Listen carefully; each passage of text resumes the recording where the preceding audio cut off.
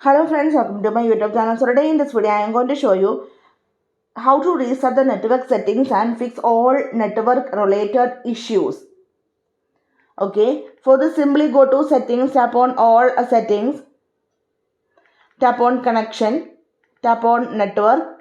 In this page you can see the option reset network. If you tap on the option reset network, it will restore the network settings and to the factory default. Tap on the option reset network. Now confirm this with a reset. You can see resetting the network settings. It will take a little bit of time.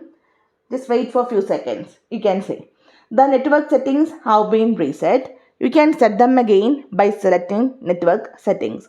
So from here also you can go for with your Wi-Fi connection. For this, tap on the option network settings. Then you can select either wireless or wired. So here I am going to go for with wireless. Now they are searching for the Wi-Fi network, and from the list of Wi-Fi network you need to select your Wi-Fi name and just enter your password.